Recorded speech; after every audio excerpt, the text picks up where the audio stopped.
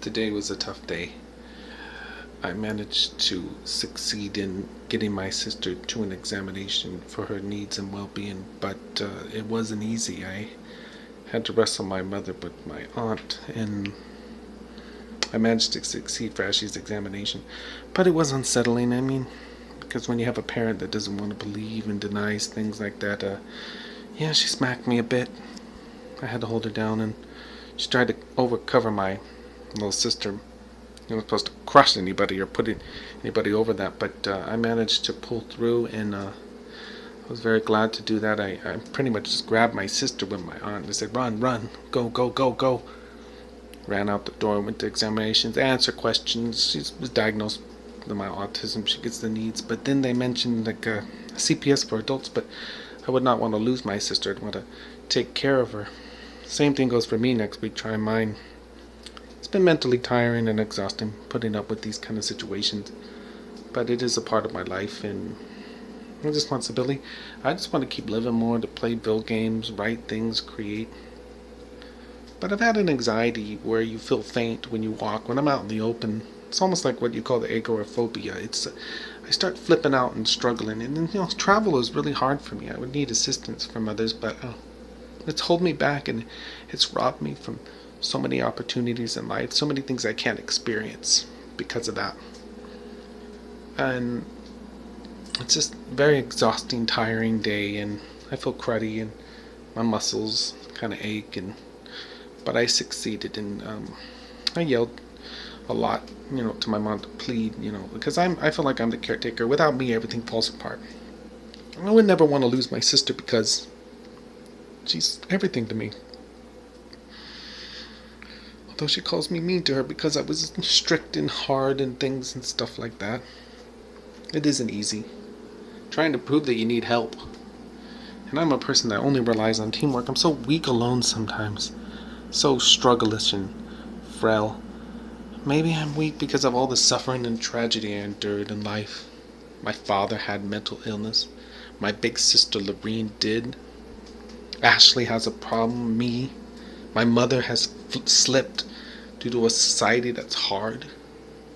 When you think about all these problems, you cave in sometimes. Like I'm walking in the open down the street yesterday, and then I just start walking like this, out in the open going, ugh. And then you just feel this like hesitation because, it's been 11 years since that. And then I start to go, ugh, ugh, ugh. It's like spins around. And all of a sudden my alertness is like less decreased, and I'm like walking, and sometimes I bumped into people when I first, I'm like, oh. It's like walking around, and then you feel like less alert. Like all of a sudden I'm walking and I don't feel like, I can focus. It's like all of a sudden your awareness goes slipping. There's moments where I felt like I was gone, and when I came back into my awareness, I felt like I'm back. I was afraid of medication because of the side effects. But mentally, I've been tested to the limit. I've been told no where it needed to be yes, and had to fight for it. I literally had to wrestle. I've been smacked before, wrestled.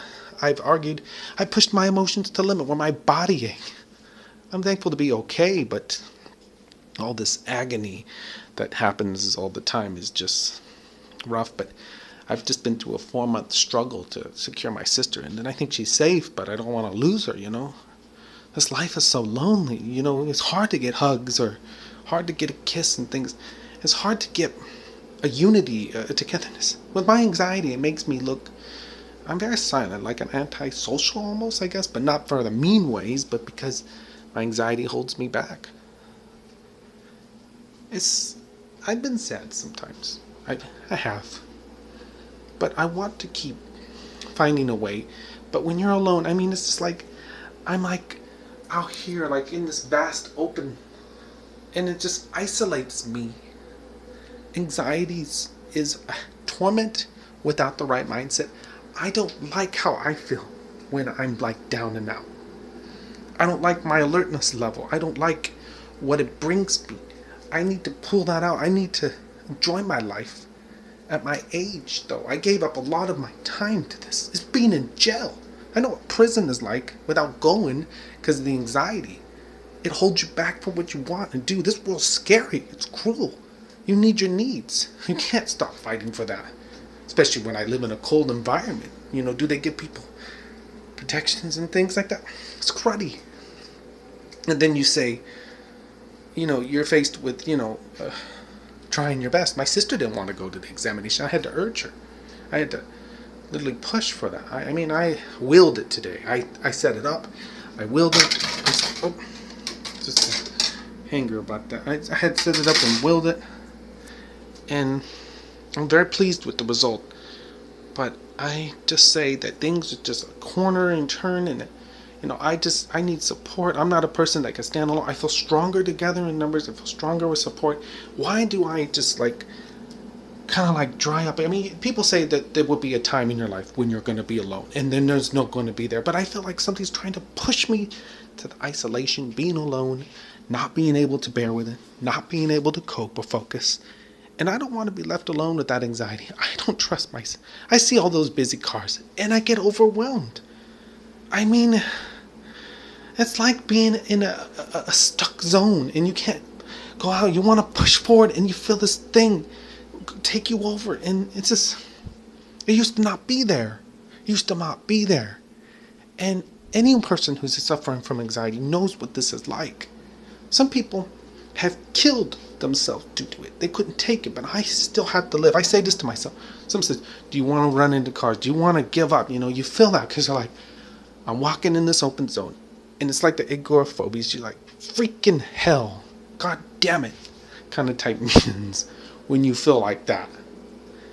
And sometimes enough is enough. You gotta have peace. There's moments where, even when I was in here, when the meanness just go, there's moments like when my fear is, it feels like I'm going, like there's no place safe, and you're just like in this weird open zone. You just want to go nuts. I have to hold that back.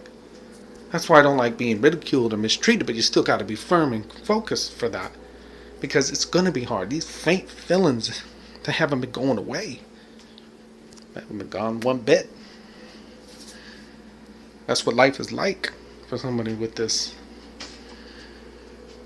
People don't know how, fortunate they are not to have these issues. They get to enjoy experiences that I won't all the time.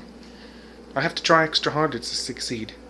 It's not fun being called weird or creep or things just because you've been limited and held back by those anxieties and feelings.